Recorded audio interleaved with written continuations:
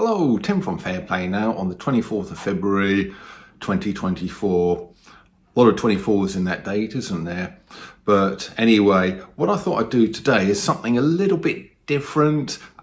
This appeared in my newsletter. I do a weekly newsletter if you don't know about it. Comes out every Sunday at 6 p.m. and the one coming out tomorrow takes a deep dive into 5G basically. A lot of very valuable, very well presented content there that I link to, and it's well worth reading. So if you're interested, I've got a link where you can join the newsletter in the description box below here, so I'll leave that there for you. But in last week's issue, I wrote something. I came up with this a fair while ago. I only got around to presenting it in my newsletter last week, and I thought I'd do the same and present it on the channel now. And I really do think this is the way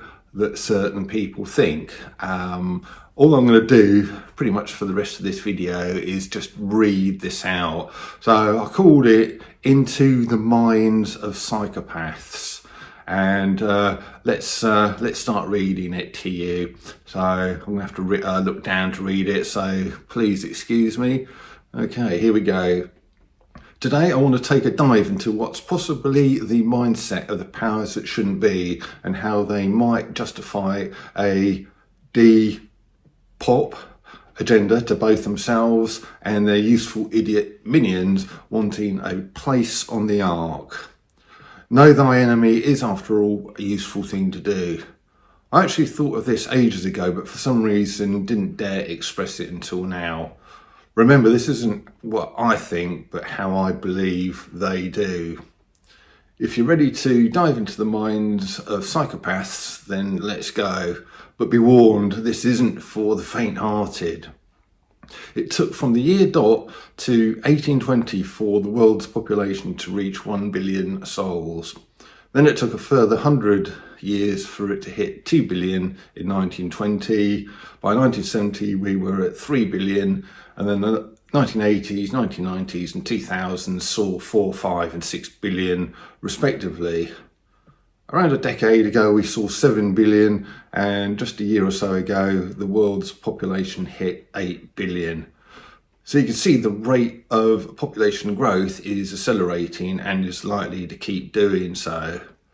Each 1 billion milestone will be reached in ever decreasing intervals until perhaps in a few years it will be an annual event.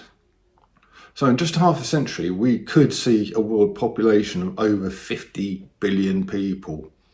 And what would that mean for the world? Perhaps places that are currently sparsely populated will become very busy. Places that have moderate populations will be heaving, and current heavily populated places will be, well, you get the picture.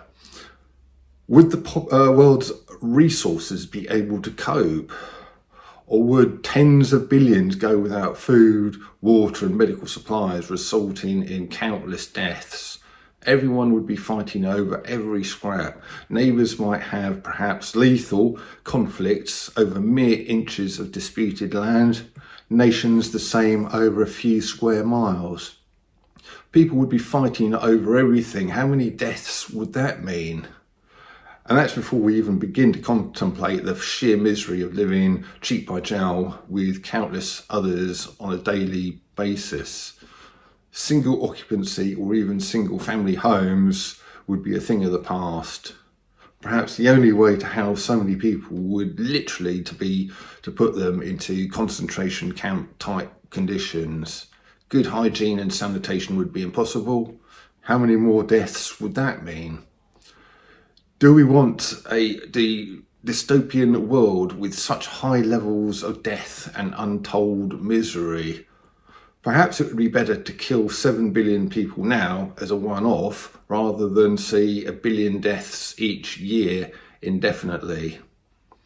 That way we will have a perfect future with modest human population in balance with nature and plenty of resources to go round. Nobody would have to go without.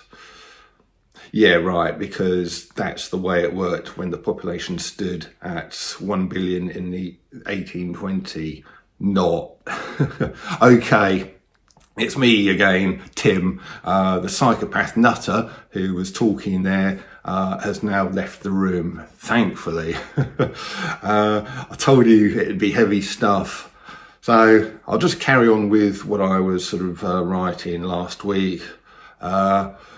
And this is honestly how I believe the powers that shouldn't be think. It's how they rationalise and justify a possible D-pop agenda. And, I think it was Mike Eden who said that once you look at all of the crazy stuff going on in the world through the D-pop lens, everything comes into sharp focus and makes sense.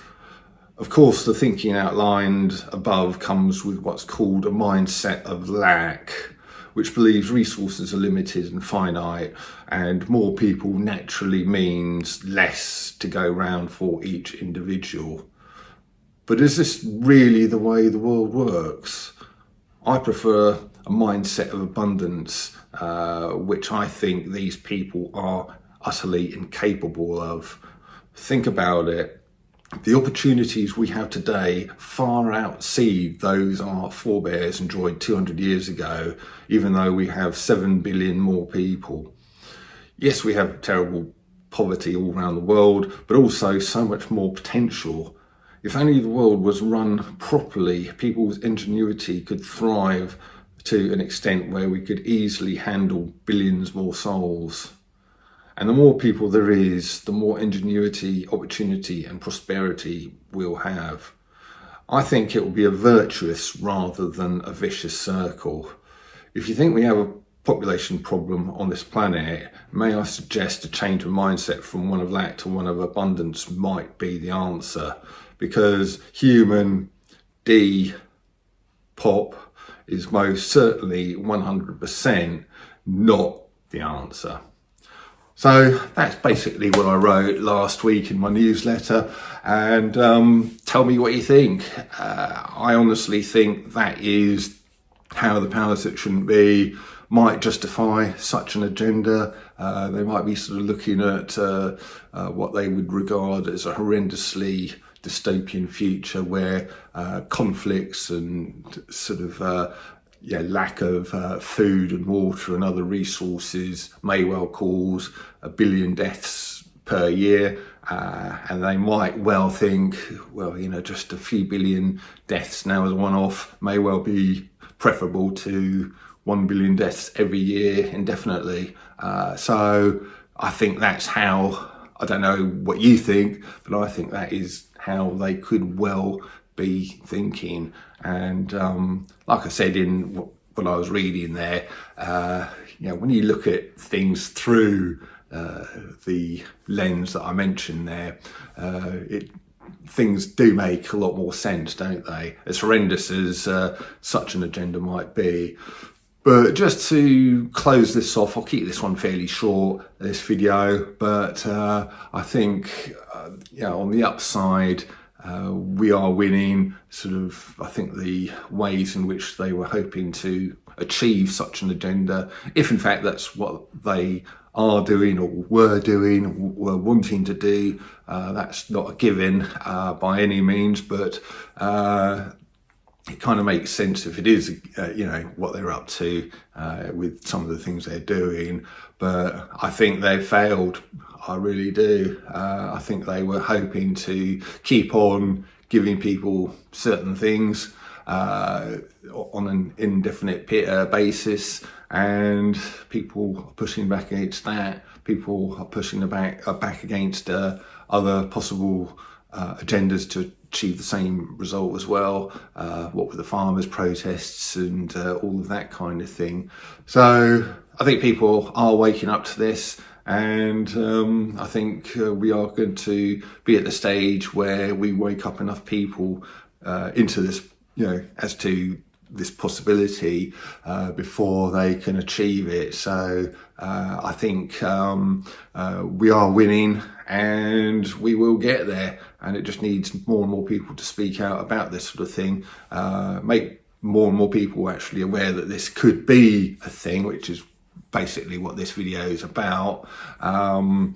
As I've said in other videos, I always work on the 1% rule. Even if there's a 1% chance that this thing is true, is right, we definitely need to be looking into it. You know, I've never been in the army or anything like that. I know I've got viewers who are or were in that particular organisation, and but I know enough that if you're an army commander and you're sort of told from a particular source that there's enemy over there that way, even though you might be thinking, well, that's absolutely impossible because you know for a fact they're actually that way, well, it'd be silly to sort of say, no, that's total poppycock. You know, you'd be a lot better sending at least a few scouts over that way to see if the claims are true or not, and work from there. So I'm doing the same thing with this. I'm sort of seeing these sort of reports and this possibility, and I'm looking into it, and I'm making other people aware of it. So if such shenanigans are actually going on and planned, we'll find out about it. Well, I think we are finding out about it, and we're stopping it. So yeah, maybe a slightly heavy one today, but hopefully a message of hope there for you as well. We are derailing this agenda, and I, for one, and I know you as well, will continue doing what we can to continue derailing the whole thing. So with that, I'll leave it, and I'll be back soon. Tim from Fair Play now. Thanks for watching.